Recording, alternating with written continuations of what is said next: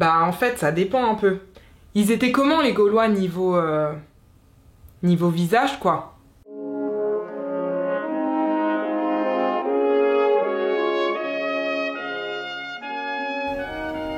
Ah bah voilà! Là, ça me parle beaucoup plus que ton histoire de Gaulois.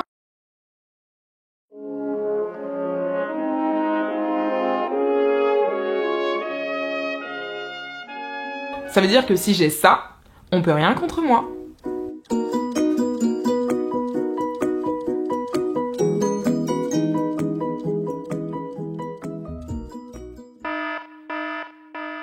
Pour perdre la nationalité française, il faut impérativement être binational, c'est-à-dire avoir la nationalité française et la nationalité d'un autre pays. Cela s'explique par le fait que la France considère que le droit à la nationalité est un droit fondamental et qu'elle refuse de rendre ses nationaux apatrides. Ah pas quoi?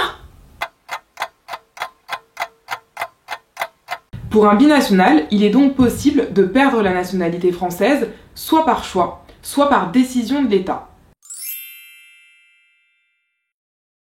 Cher Président, je t'écris aujourd'hui pour te dire que j'ai décidé de partir. Je te rends mes clés, ma nationalité, tu peux prendre mon appartement et tout ce qui reste sur mon livret A. Adieu. Cette déclaration doit être faite dans l'année d'obtention de l'autre nationalité.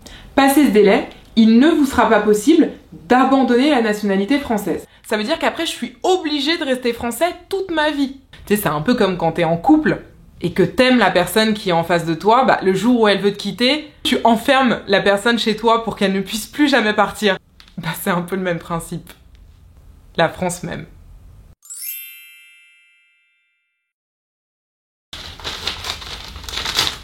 Cher Camille Descodes, nous vous écrivons pour vous informer que compte tenu des actes commis par vous, votre nationalité française vous a été retirée après avis conforme du Conseil d'État. Nous reviendrons vers vous très prochainement en vue d'une éventuelle mesure d'éloignement.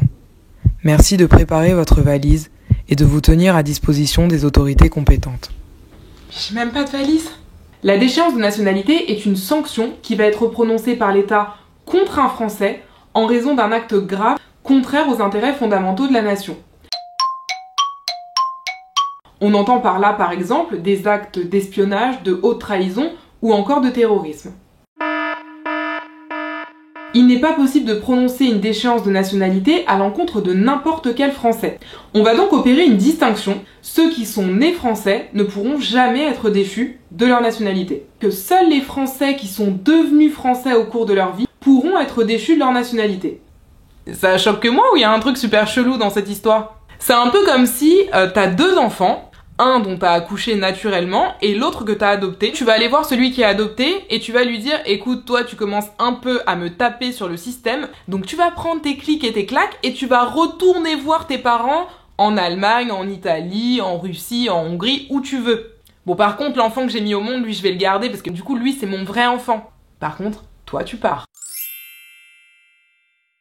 La déchéance de nationalité est donc une sanction extrêmement grave qui va être prononcée de manière assez rare, mais à la suite des attentats qui ont touché la France ces dernières années, la question s'est posée de savoir s'il ne fallait pas élargir les cas dans lesquels on pourrait prononcer une déchéance de nationalité. Sur cette question, les avis divergent, car il y a ceux qui considèrent qu'il faut élargir la déchéance de nationalité pour concerner plus de Français et pour prévenir la menace terroriste, et en face, il y a ceux qui considèrent qu'élargir la déchéance de nationalité ne réglerait en rien les problèmes auxquels est confrontée la France aujourd'hui. Malgré la volonté affichée des représentants de réformer la déchéance de nationalité, aucune réforme n'est encore entrée en vigueur.